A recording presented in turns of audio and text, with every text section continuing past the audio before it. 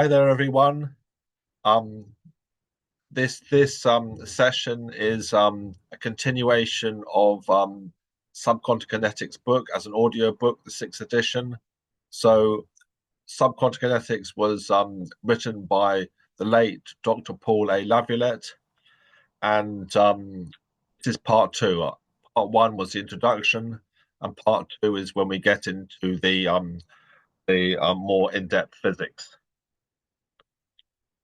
So part one, I read the see,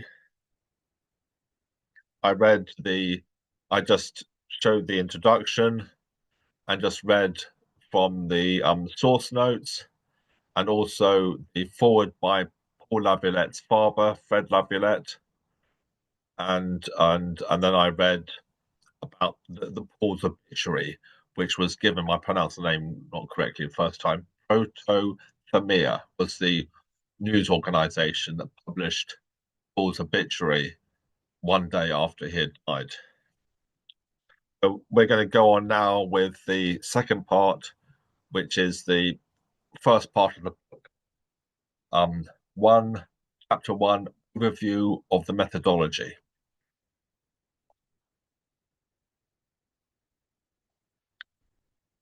So, chapter one, overview of the methodology. As above, so below, ancient Hermetic law.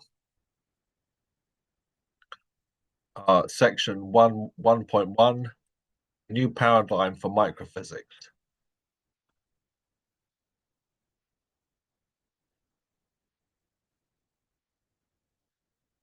Classical physics paradigm conceives the most basic level of physical existence being composed of static structures, whether these be subatomic particles bound together by force fields or quarks bound together by gluons. Physics has traditionally conceived nature at its most basic level to be composed of immutable structures. Unlike living systems, which require a continuous flux of energy and matter, their environment to sustain their forms, these fundamental entities are assumed to exist in a self-sufficient manner, that is, as inert closed systems. Contemporary microphysics views subatomic particles in much the same way that Democritus viewed his atoma, except now these billiard balls are understood to occasionally undergo abrupt changes in their internal structure and identity, either through spontaneous decay or as a result of mutual collision. But little has been discerned about the underlying machinery of these particles. It is often claimed that modern science has dematerialized matter, particles now being represented in terms of probability density functions rather than as solid bodies. However, the mechanistic paradigm is deeply impressed in contemporary microphysics and as a result is still very much with us.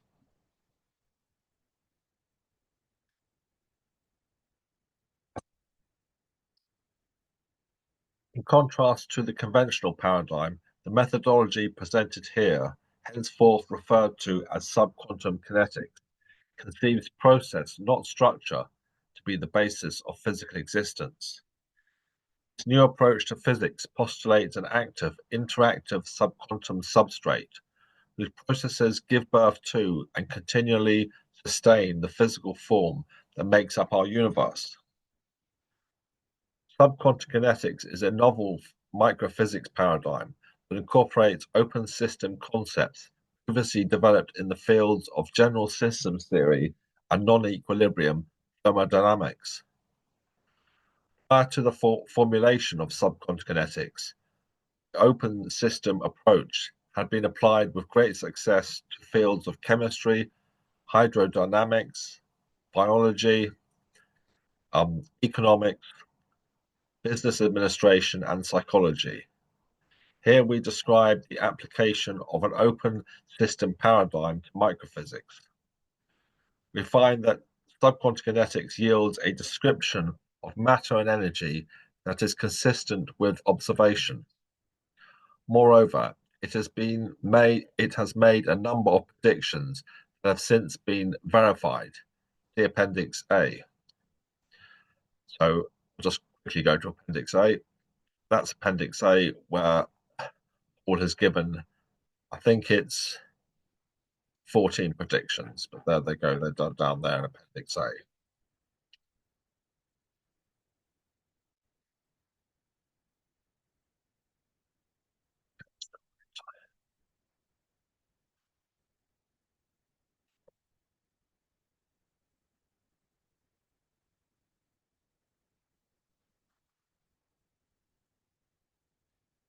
Consequently, we are encouraged that subquantum kinetics has substantial merit, even though its approach is profoundly different from that followed in standard physics.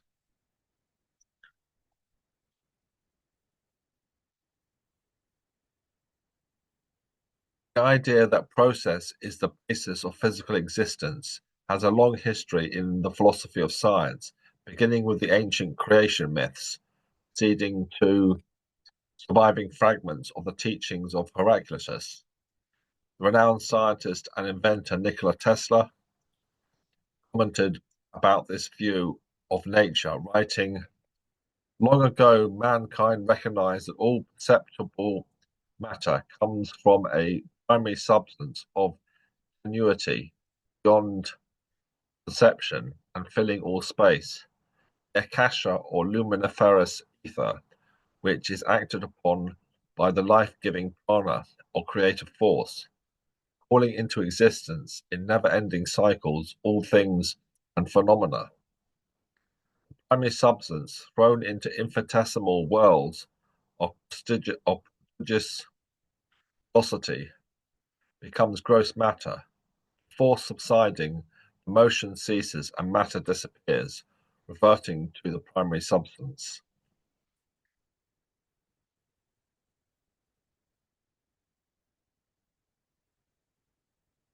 In modern times, the process concept became more fully developed through the writings of Henry Bergson and Alfred North Whitehead. A discipline known as process philosophy today explores the Whiteheadian notion that physical phenomena are fundamentally grounded in process of some sort. Process notion is also basic to general systems theory, an interdisciplinary theoretical approach fathered by Ludwig von Bertalanffy. In fact, Bertalanffy's writings, as well as those of Prigogine and his co-workers, were among the works that helped inspire the formulation of subquantum kinetics.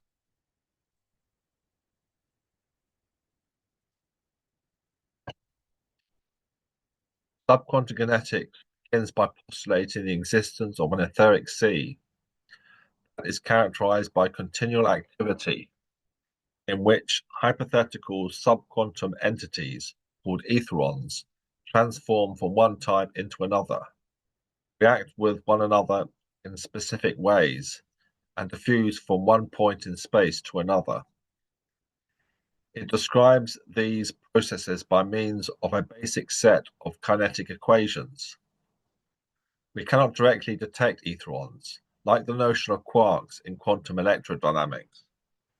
We assume the existence of etherons because they provide a means for explaining how field potentials, subatomic particles, and waves come into being. That is, physical observables that reside one step higher in nature's hierarchy. In other words, processes taking place in this reaction diffusion ether are theorized to generate observable quantum level structures.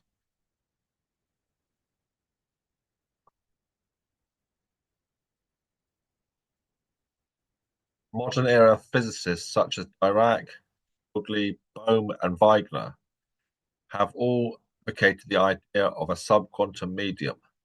For example, in 1963, Louis de Broglie wrote, "It seems very likely that the phenomena we can detect more or less directly at the microphysical level can be explained only by having recourse to a deeper level acting upon them.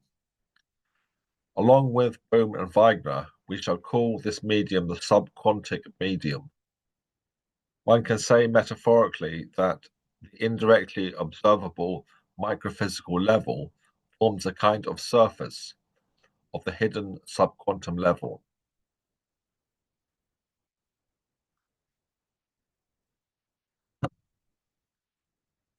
Rather than being viewed as inert structures, subatomic particles are conceived as steady-state energy potential wave patterns whose field magnitudes are essentially spatial variations in ether concentration.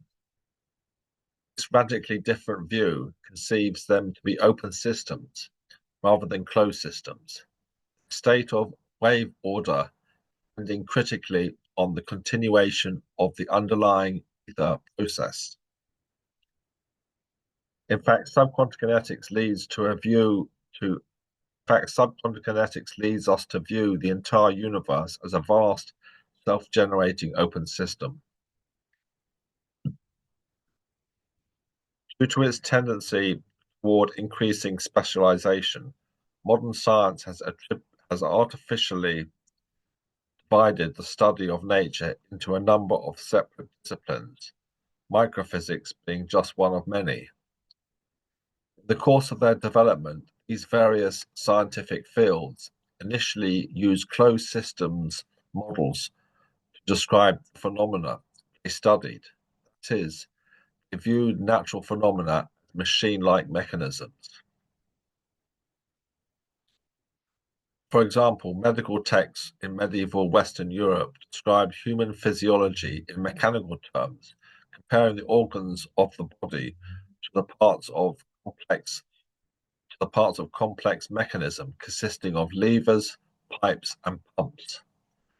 Descartes also expounded this view in his writings during the 17th century. This approach sought to describe the body's physical structure with little reference to the underlying order-creating processes responsible for its formation. Later, with the invention of the steam engine and the development of thermodynamics, the body became viewed as a heat engine, a chemodynamic machine, transforming food energy into useful work. For example, muscle action. But still, this view paid little attention to the processes that sustained the body. Physiologists and physicians today are aware that the human body is an open system, a structure maintained through the continuous action of biochemical processes.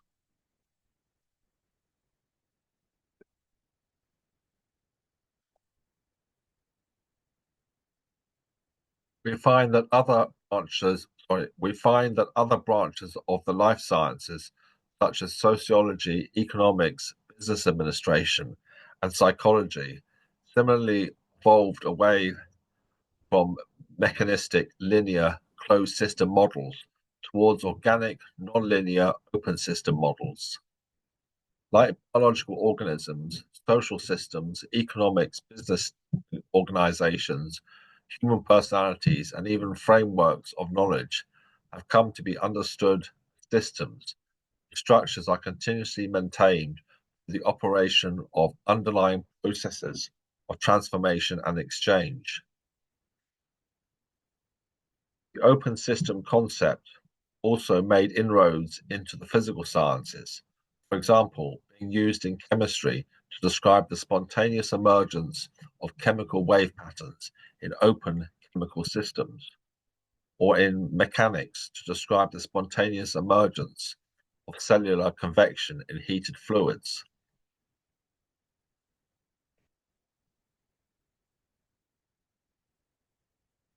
However, among all the sciences, microphysics remain particularly resistant to change.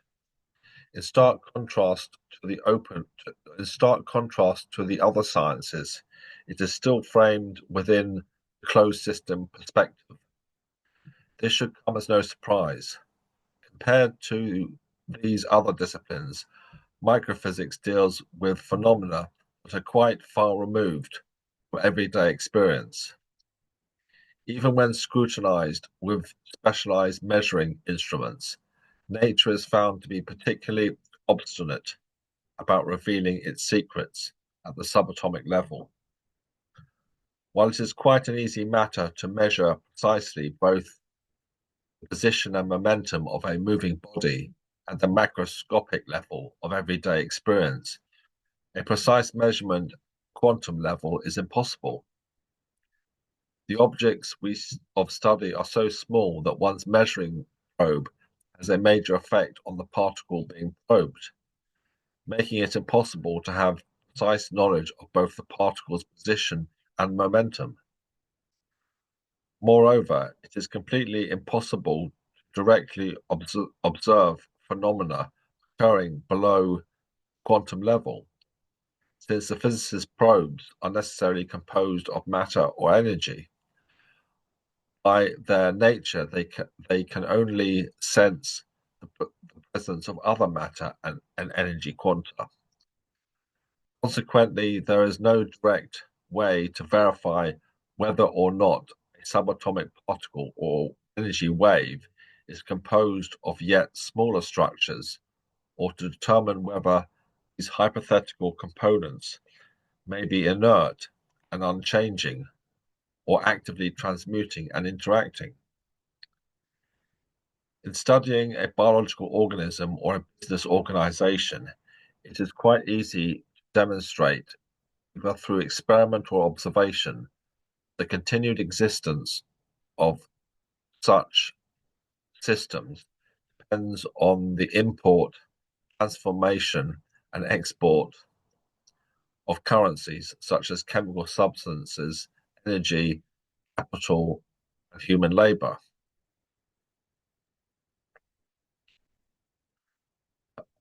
Detecting a comparable currency that might be actively sustaining a subatomic particle is quite a different story.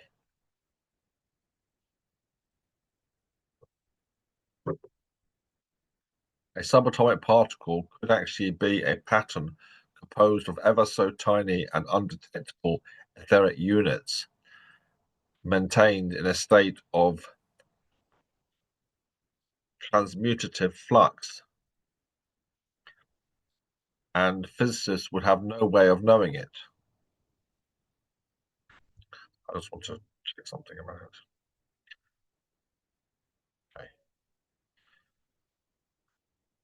Okay. So, because physicists work in an inherent observational fog with no way to have direct knowledge of the entities of interest, to form their models, they must rely heavily on educated guesses and theories arrived at through a process of inference. As mentioned earlier, these theories have tended to be framed in terms of mechanistic closed system paradigm, which generally tends to be much simpler and more easily grasped than the nonlinear open system paradigm. Although one may be stretching it a bit to claim that the more modern theories of physics, such as quantum mechanics, general relativity, and quantum electrodynamics, are mechanistic, still they build on and incorporate many of the mechanistic assumptions of classical physics. And certainly none of these theories advocates an open system paradigm.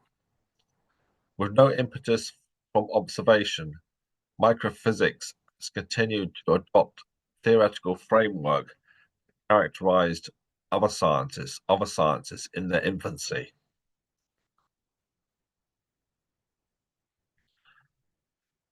As a first step towards freeing itself As a first step towards freeing itself from its current closed system paradigm, physics would need to acknowledge the possible existence of unobservable subquantum processes or hidden variables that might collectively produce observable quantum level phenomena. This direction of thought, however, has encountered resistance in the physics community due to an unconscious acceptance or adherence to the materialist philosophy of logical positivism, which holds that only those things that are able to directly detect, only those things that we are able to directly detect through measurement have any real existence. It is not possible to directly detect an ether or subquantum processes possibly taking place in an ether. There's a tendency to totally deny possibility that such might exist, even in view of experimental evidence that demonstrates that the Earth is moving relative to a preferred frame of reference. See section 3.1. See section 1.3. Another creed that helps to maintain the status quo of the closed system paradigm is the belief that energy in the physical universe is perfectly conserved. It is canonized as the first law of thermodynamics, which states that energy may be neither created nor destroyed, only converted from one form into another. Indeed, such a statement basically underwrites the closed system view of the universe.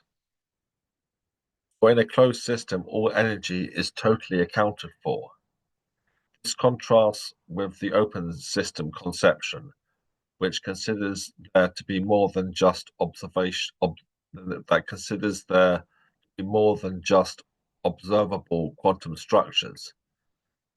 That there exists a much vaster unobservable realm that spawns the observable quantum realm.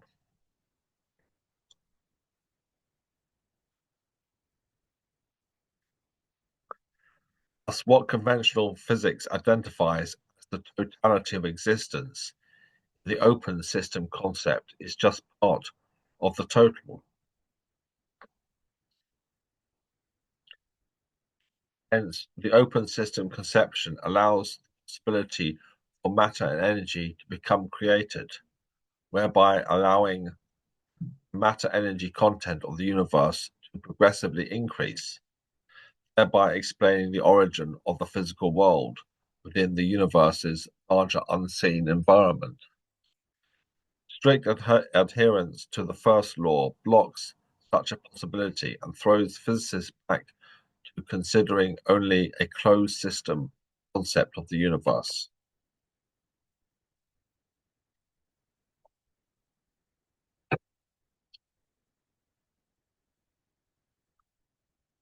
Closely related second law of thermodynamics, which states that a closed system will always evolve towards a state of decreased order, further buttresses the closed system view when it is extended to cosmology, to claim that the entropy of the physical universe as a whole only increases and never decreases. For in an open system, precisely the opposite is true. Its entropy can spontaneously decrease. Clearly, the conventional view of the physical universe originated in a Big Bang explosion represents a violation on a stupendous scale of both the first and second laws of thermodynamics.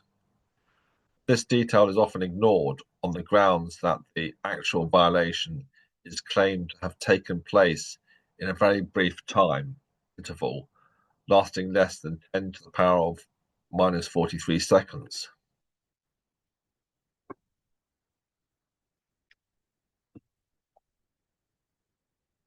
By adopting the open system approach offered by subquantum kinetics, we do not need to deny validity of the laws of thermodynamics, provided that we realize that they are valid to the extent that they have been experimentally verified.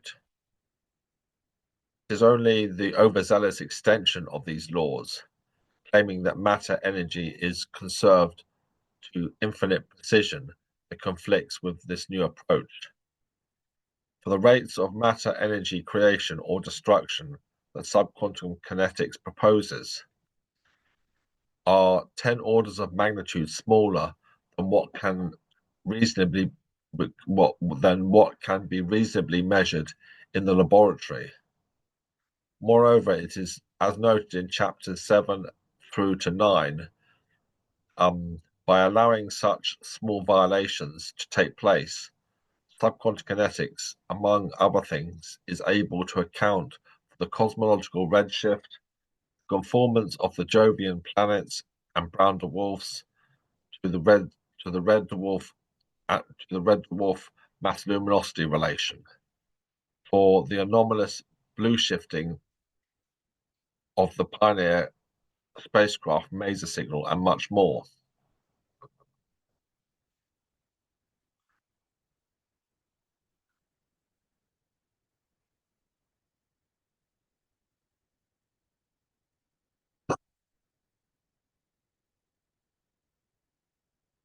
Okay, section 1.2, process and order.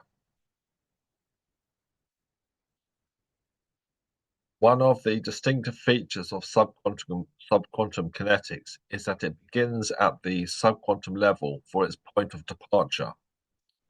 By comparison, conventional physics and most alternative physics theories begin with mathematically quantified observations of physical phenomena at the quantum and macrophysical level and attempt to produce physical theories based on those observations. Since the conventional approach must take into account numerous experimental observations, the end result is fragmented and often contradictory set of theories which must later be sewn together with mathematical acrobatics. The result more closely resemble a patchwork quilt than a contiguous fabric. The idea that physics might one day formulate a unified field theory that explains everything has remained an unfulfilled dream.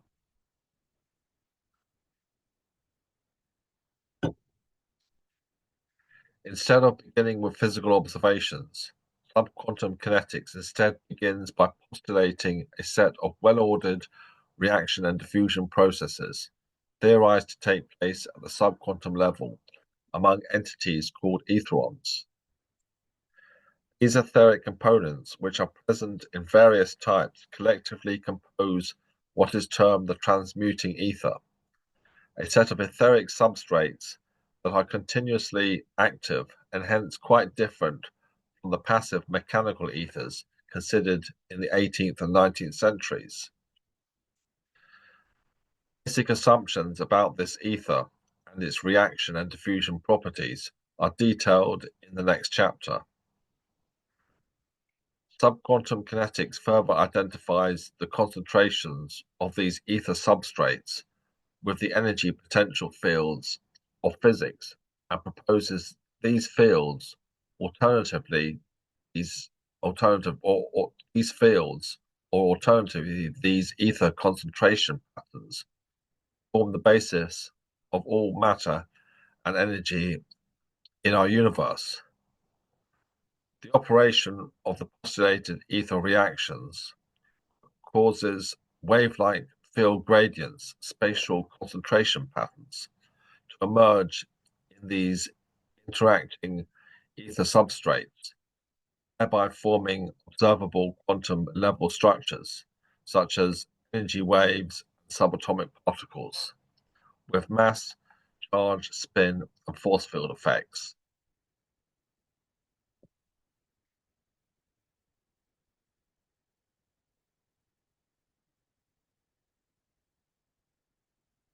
Subquantum kinetics first begins with a mathematical model of subquantum processes. It then utilizes this model to simulate the generation of quantum level phenomena. And finally, it compares the model's simulated results to actual observations. The model's mathematical parameters are then fine-tuned so that its simulated results accurately reflect experimental observation, thereby making the model a realistic representation of the physical world. Because it begins with single reaction system model as its point of departure for describing essentially all observable physical phenomena, subquantum kinetics qualifies as a unified theory. In comparison, conventional physics begins with many theories conceived independently from one another and ends up with a self-contradictory agglomeration.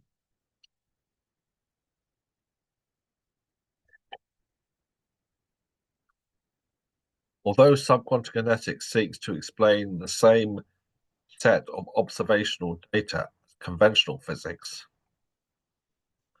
methods, rules, and postulates it employs are quite different from those presently used in understanding quantum phenomena. Hence, it is not possible to judge the value of this novel approach by interpreting it within the theoretical framework of quantum mechanics or wave mechanics. Rather, subquantum kinetics must be judged by its ability to describe the totality of observed phenomena and to correctly predict new phenomena not yet observed.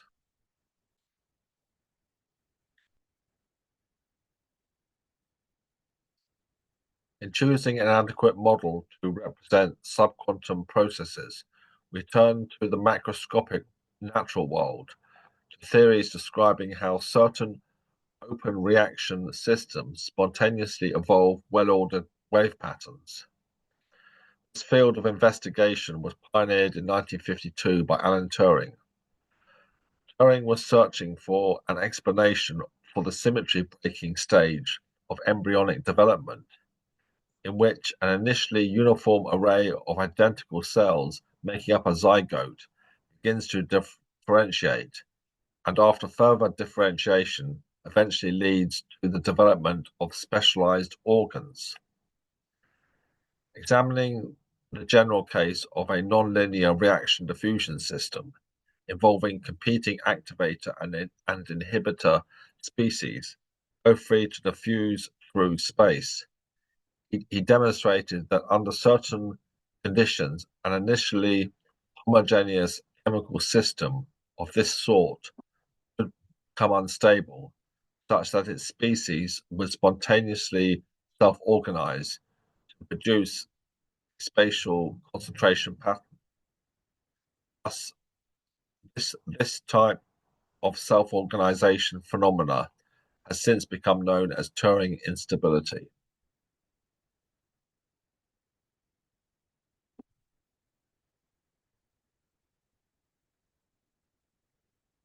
Six years later, Belousov discovered that a solution containing bromide ions, malonic acid, sulfuric acid, and a small amount of cerous ions will spontaneously oscillate. See figure 1. Let's go to figure 1. That's figure 1. Figure 1. Chemical clock oscillations in the Belousov-Zhabotinsky reaction made visible as color changes when the dye indicator ferron is added to the solution from an experiment performed by the author. So that's on the x-axis we have time, and on the y-axis blue light intensity.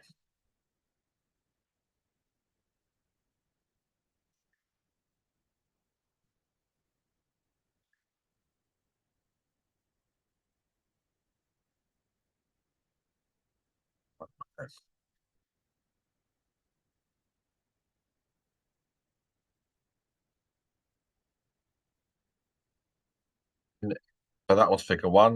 In 1970, Zhabotinsky and Zayakin reported that a modified version of this reagent, figure 2. Let's go to figure 2. So there's figure 2.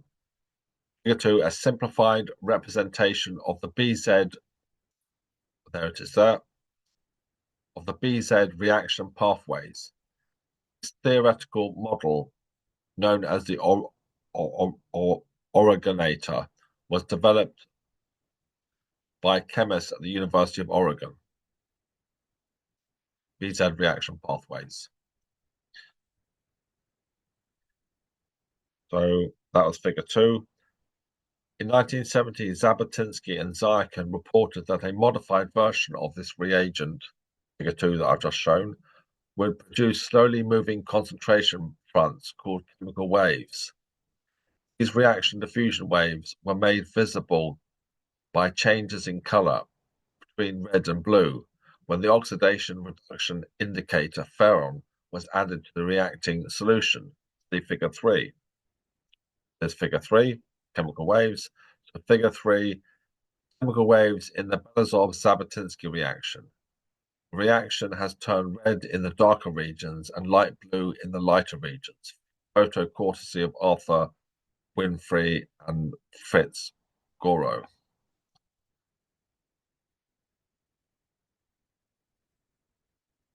That's figure 3. Such patterns are sometimes termed Turing patterns in recognition of Turing, who first predicted their existence.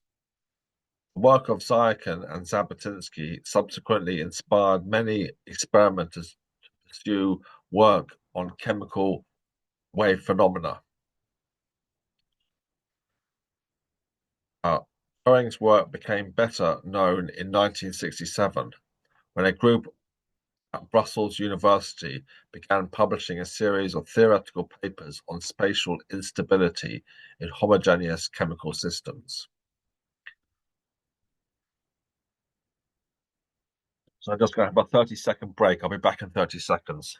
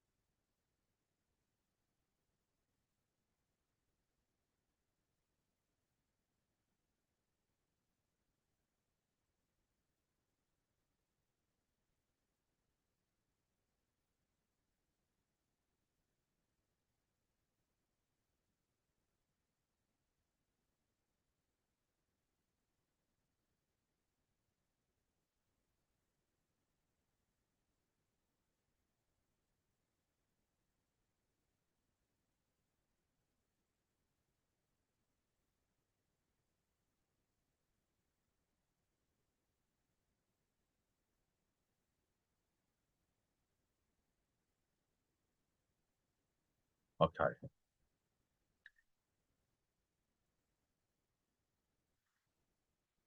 I'll just read that the last little bit again. Turing's work became better known in 1967 when a group at Brussels University began publishing a series of theoretical papers on spatial instability in homogeneous chemical systems.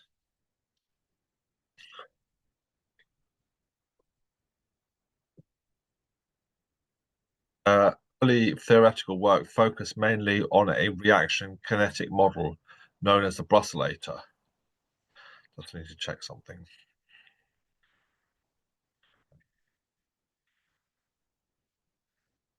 Figure 4.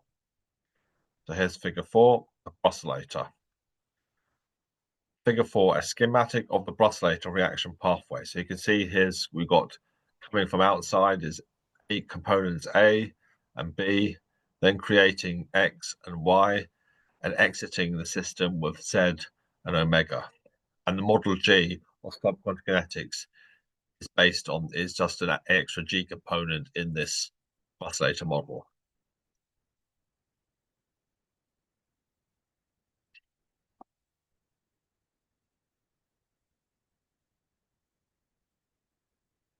Two-variable model holds the distinction in the field of reaction kinetics, being an archetypal reaction kinetic oscillator, comparable in simplicity to the simple harmonic oscillator of wave mechanics. That is, it is the simplest reaction system known to produce wave patterns that have well-defined wavelength properties. See Figure 5. So here's a computer simulation of a non-localized stationary concentration wave generated. Sorry, I'll read that again. Figure 5. Computer simulation of a non-localized stationary concentration wave generated by the Brusslater reaction in one-dimensional reaction volume. Lefevre, 1968. So there it is there. On the y-axis we have concentration, number of elements divided, number of particles divided by a unit volume, and on the x-axis we have distance, arbitrary units of distance. Concentration, not in Model D, it's number of electrons per unit volume, but here it's the number of atoms or molecules per unit volume.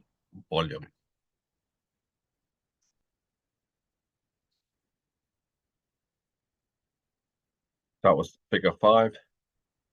Subquantum kinetics was partly inspired from work done on this model. Go past the figures.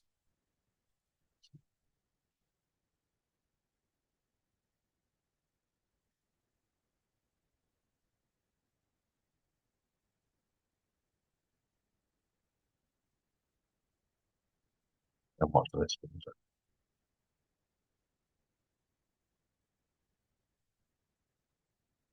However, to arrive at a model that produces a physically realistic simulation of quantum structures, the Brusslater must be modified into the three-variable reaction system known as Model G, Chapter 3.2. Hence, it is in proposing Model G as a descriptor of the subquantum processes that generate physical order.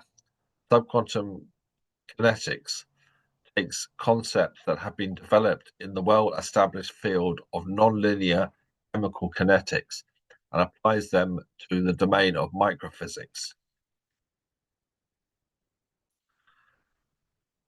Wave patterns and wave motion may also be produced mechanically, as is commonly experienced in the movement of water waves or in the vibrations of a violin string. It is not surprising that the mechanical wave model was the first to be tried in early attempts to understand phenomena of light wave propagation. Mechanical waves are easily observed in nature. For example, in the mid-17th century, Christian Huygens gleaned his first ideas about the propagation of light waves by watching ripples moving along the water's surface in a Dutch canal. Further refinements of such analogies led to the development of the luminiferous ether theory. Space was conceived of being filled with inert, frictionless, elastic substance, the ether, and light waves were assumed to propagate mechanically through this substance as stress and strain fronts. However, with the mechanical ether paradigm, it is not possible to envision an orderly and explicable process leading to physical creation. A physical universe, for example, cannot rise spontaneously from a passive mechanical ether, but instead requires that an initiating energy impulse be interjected in an ad hoc and seemingly contradictory fashion.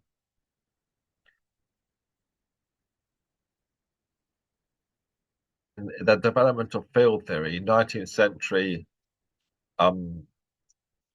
physicists did not experiment with reaction diffusion ether models as an alternative to mechanical ether models, simply because reaction diffusion wave phenomena were not known to them.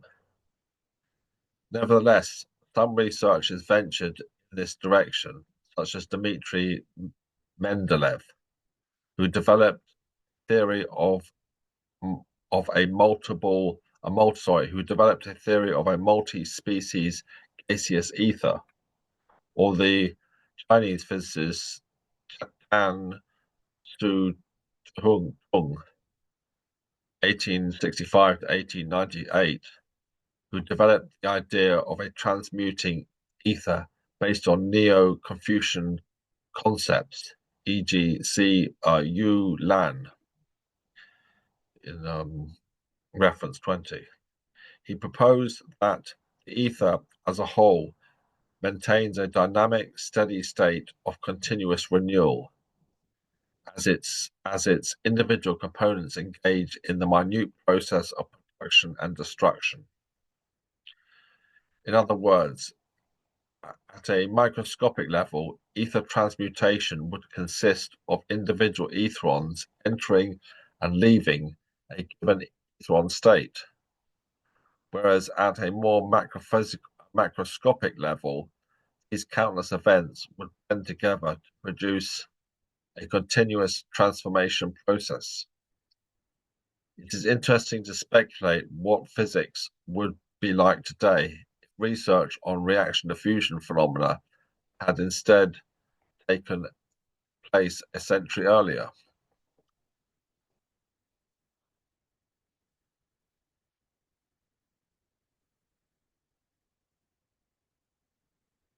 Western mechanical ether models were eventually abandoned with the demonstration in 1887 of the Michelson-Morley experiment, which showed that the two-way over and back velocity of light is constant regardless of the direction of wave propagation. However, while their experiment was sufficient to disprove the existence of the naive mechanical ether, it did not necessarily disprove the existence of the ether concept per se. To accomplish the latter, i.e., to abandon the idea of an absolute reference frame of space, Michelson and Morley would have had to demonstrate also that the one-way over or back velocity of light was constant. The special theory of relativity, which came to fill the ensuing theoretical void, was premised on this untested assumption that the one-way velocity of light was also constant. However, shown in the next section, experiments now show this assumption is invalid. Consequently, after a century of special relativity, it is now permissible once again to develop ether models of microphysical phenomena. Instead of resurrecting the naive mechanical ethers of the past, now is the time to move forward and explore the reaction diffusion ether concept as the paradigm for the 21st century. I'm just going to see how long this is.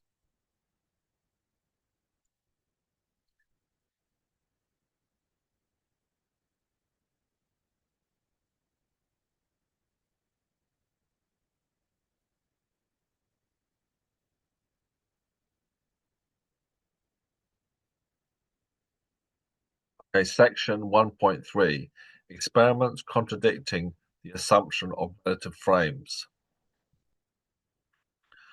By postulating the existence of an ether, subquantum kinetics requires that there be an absolute reference frame in space, one that is identified with the ether rest frame. See Chapter 2, Section 2.2. This is at variance with the special relativistic idea that all frames of reference are relative.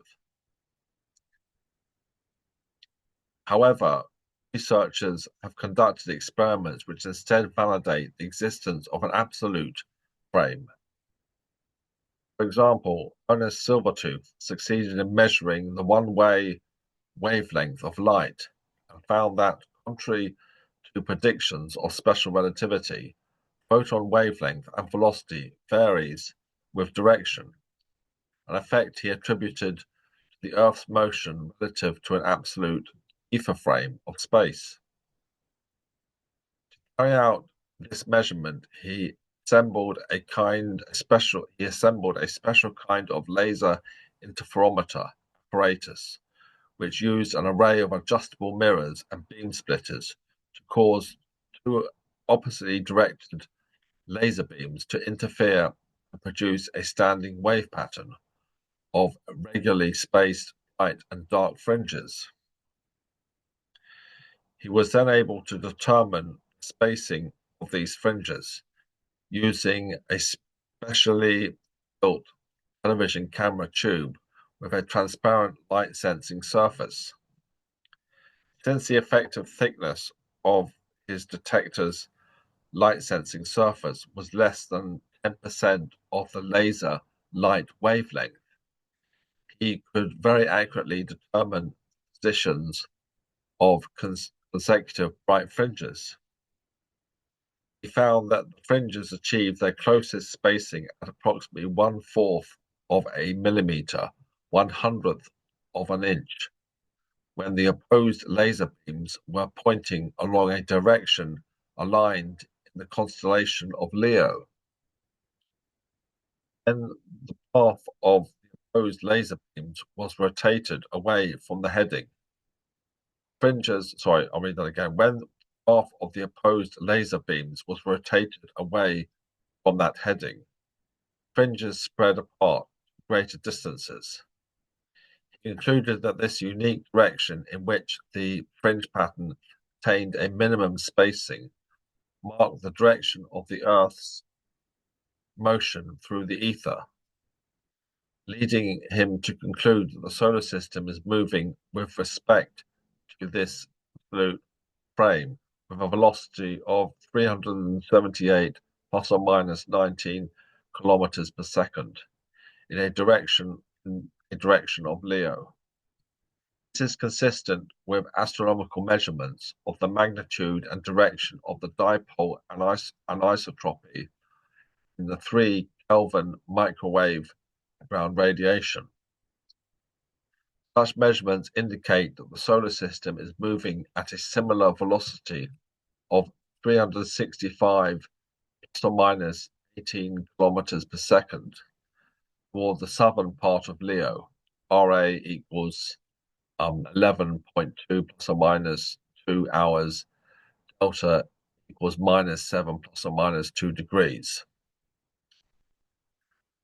Other physicists, such as the French physicist Jacques Sagnac, Other physicists, such as the French physicist Georges Sagnac, and the American scientist Herbert Ives, have also come up with convincing evidence supporting the existence of an ether. Sagnac performed his famous experiment in 1913, shortly after Einstein proposed his theory of relativity.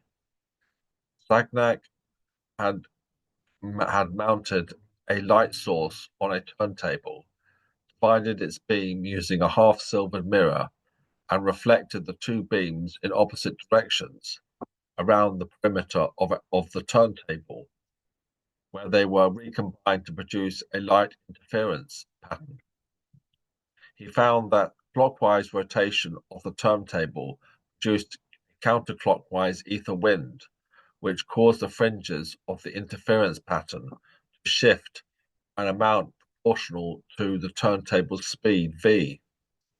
The counterclockwise traveling light beam C plus V ether wind was found to complete its circuit in less time than the clockwise traveling beam C minus V ether wind, indicating that the speed of light is constant relative to the non-rotating ether frame. Relativity's prediction that the speed would be constant in the rotating frame of the light source was not supported.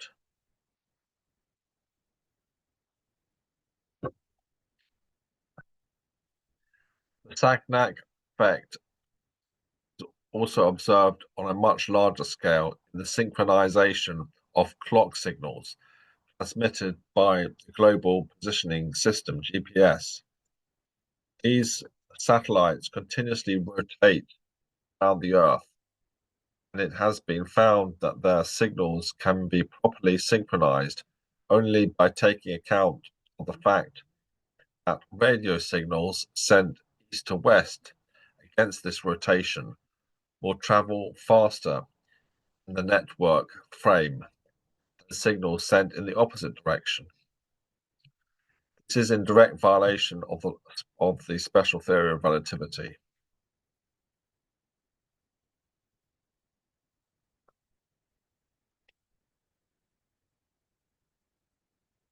Existence of an ether can also be tested by the Truton Noble experiment, wherein a charged parallel plate capacitor is suspended from a fine fiber.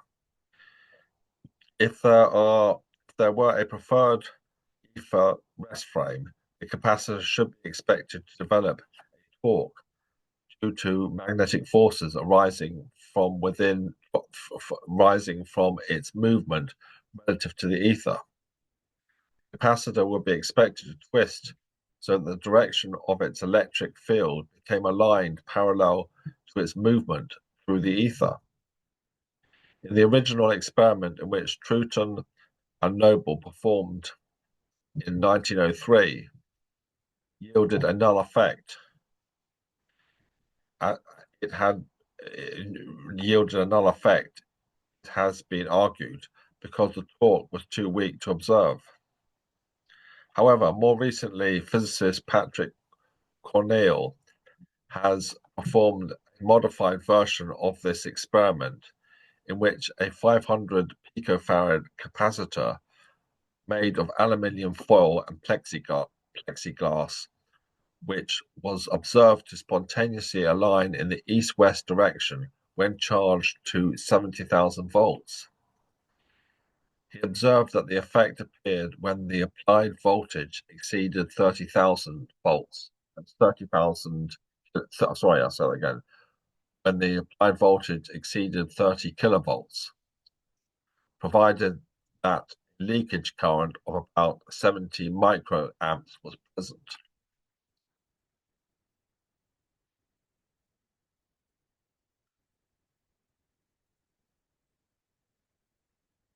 Experiments performed by both Pappas and Grano indicate the Biot-Savart-Grassmann force law and its covariant relativistic version, the Lorentz force law, are not universally valid and instead should be replaced by the more generally correct non-relativistic cardinal force law of Ampere. The latter requires that electrodynamic interactions take place relative to third absolute reference frame, e.g. an ether rest frame. More about ether versus relativity, see Genesis of the Cosmos.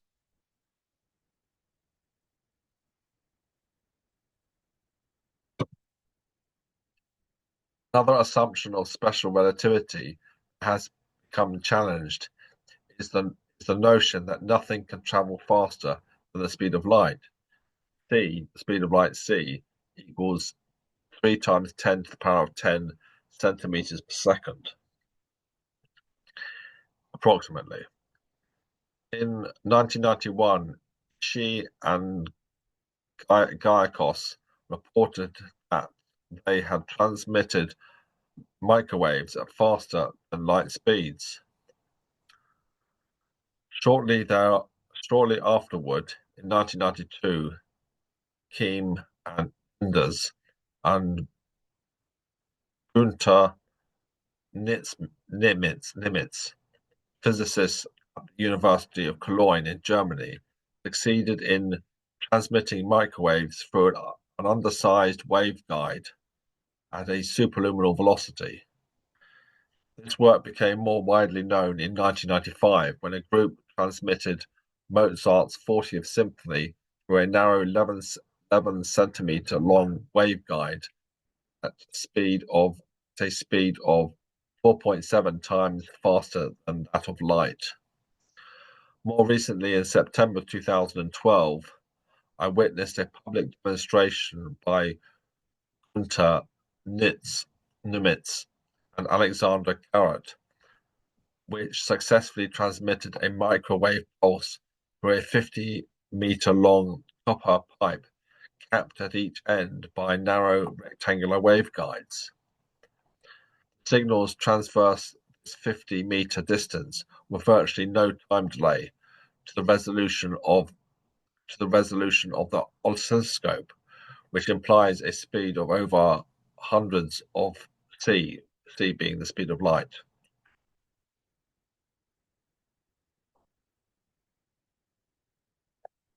There's also evidence that field potentials propagate much faster than the speed of light. For example, Sherwin and Rawcliffe performed an experiment which demonstrated that closely spaced charged particles respond to each other's instantaneous positions when accelerated. This contradicts the conventional notion that particle fields propagate at the speed of light, and that each particle therefore should respond to the position the other had in its light speed time delay past.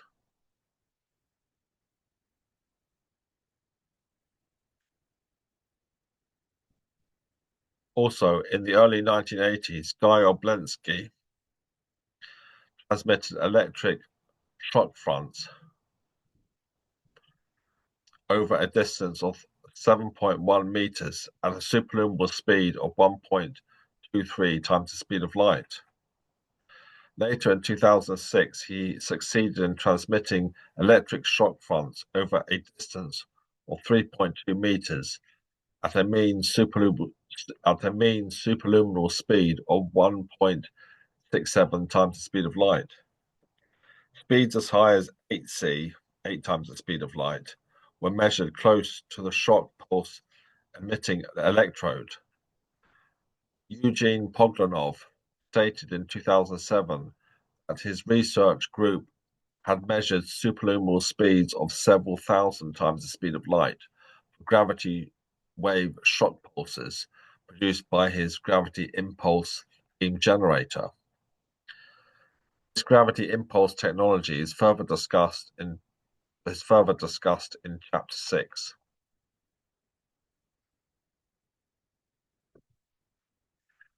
The evidence against relativity is now so overwhelming that we must acknowledge that we have entered a new era in which the assumptions of special relativity must be considered invalid and serious consideration be given to the ether concept, given again to the ether concept.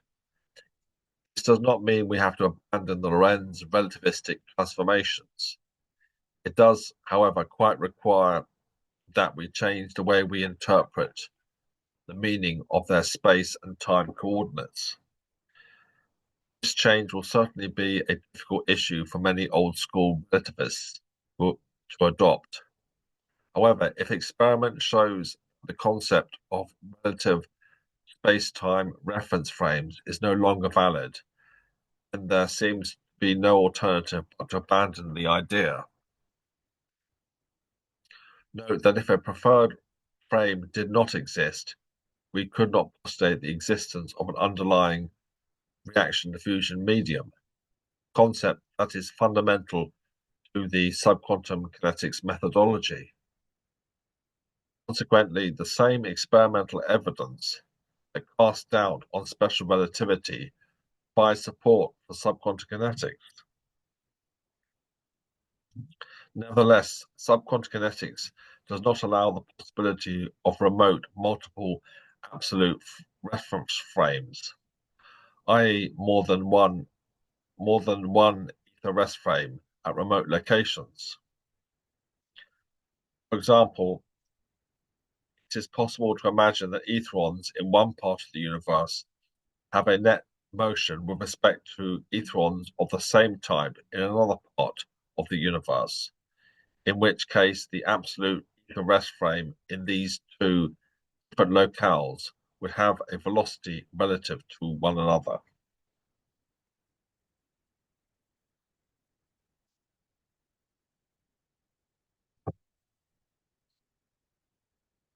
Section 1.4 Concluding Remarks. The classical conception of space, still retained in modern field theory, carries with it the tacit assumption that different regions of space exist in a state of isolation, bearing only positional relationship to one another. Alfred North Whitehead, who was critical of this concept, termed it the doctrine of simple location. He said, to say that a bit of matter has simple location means that in expressing its spatio-temporal relations, it is adequate to state that it is where it is. In a definite, I'll read that again. To say that a bit of matter has simple location means that in expressing its spatio-temporal relations, it is adequate to state that it is where it is, in a definite finite region of space, and throughout a definite finite duration of time, apart from any essential reference of the relations of that bit of matter to other regions of space and to other durations of time. This Cartesian view not only permeates Newtonian mechanics, but modern field theory as well. The 18th and 19th century mechanistic ether theories, which served as the basis for modern field theory, fit this simple location assumption quite well.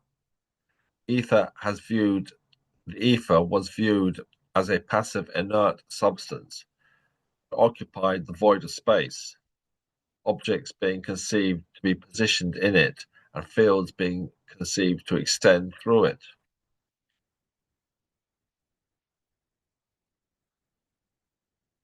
On the other hand, if we are to develop the open system approach to microphysics, we must adopt a very different ether concept, one that portrays the ether as active, interactive, and alive.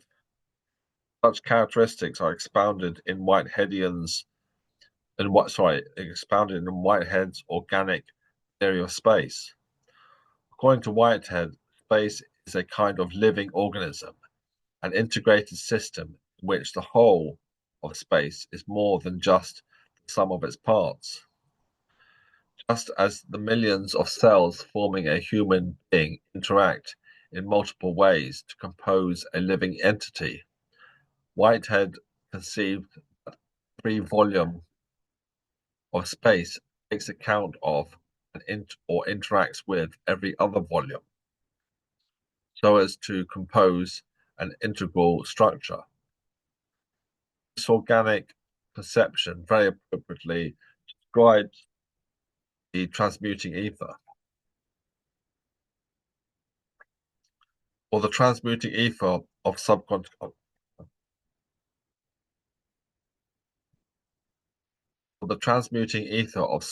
kinetics that transpires within a given volume of space, dV, depends not only on so that dV is an incremental volume. Given volume for the transmuting ether of subquantum kinetics that transpires within a given volume of space, incremental volume dV, depends not only on the nonlinear ether processes taking place in dV, but on diffusion processes as well, which involve the export and import of etherons to and from adjacent regions of space. Thus, adjacent volumes of the ether must be considered,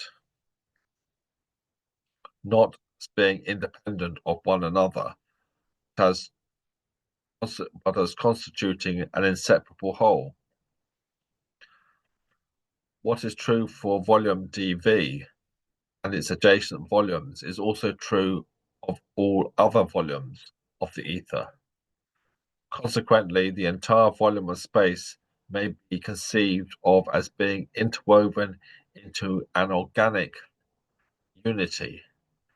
This is essentially what Whitehead meant when he spoke of comprehensive unification of things as being together in space together in time, even if they are not contemporaneous. It is precisely because of this non-linear, reactive, and interactive aspect certain subquantum kinetics models of space are able to spawn space stationary and propagating concentration patterns. As is proposed here, such emergent patterns may serve as useful analogues to subatomic particles and photons observed in the microphysical domain.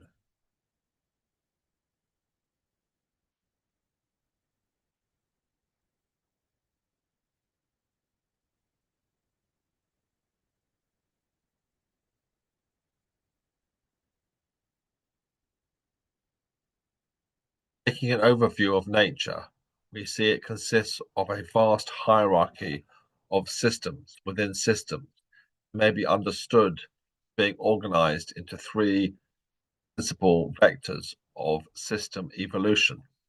See figure 6. There we have the electrons at the bottom, going up to atoms, branching off into celestial bodies, up the way to galaxy clusters and superclusters, then branching this way into self-replicating organic polymers, multicellular organisms, human beings, social groups, up to world economy, sensations, and then branching off here, thoughts, insights, science, ideologies, paradigms, religions, value systems. That's the mental, life, and material. The figure says, figure 6, vectors of system evolution, material, life, and mental evolution vectors. Each arrow denotes the direction of system evolution.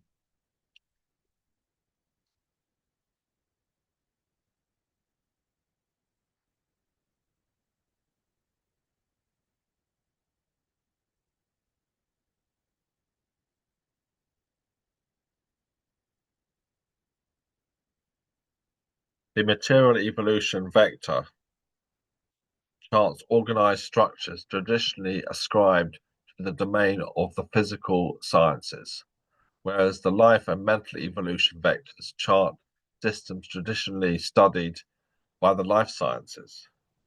One thing that stands out is that systems making up the life and mental evolution vectors function as open systems, each system's ordered forms being sustained by processes taking place at a lower level in nature's hierarchy.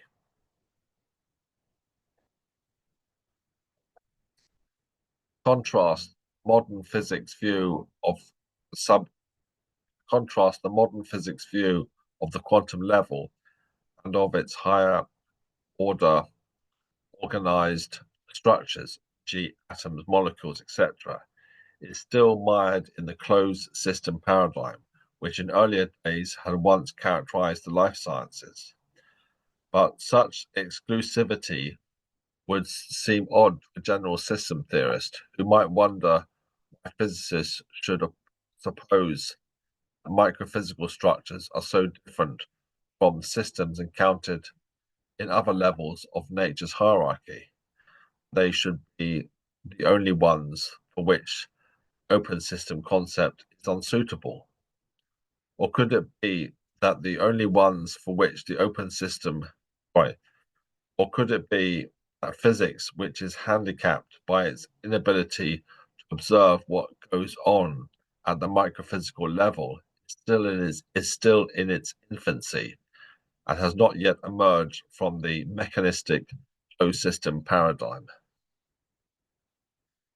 It is hoped that subquantum kinetics will form the basis of a unified framework of physical phenomena that will repair the paradigmatic schism that presently exists between the physical and the life sciences. Quantum structures and fields no longer need to be considered as exceptions untreatable under the open system paradigm. With the adoption of the subquantum kinetics framework, all natural systems, whether they be subatomic particle, living organism, social organization or mental system may be regarded as being open, process-dependent systems. We discover that the open system concept provides the key to understanding physical existence itself. Okay, so that's the end of part two, which was the chapter one, end of review of the methodology. Okay, well, thank you very much, everyone, for listening. I will see you in part three coming up later on. Thank you. Cheers. Bye.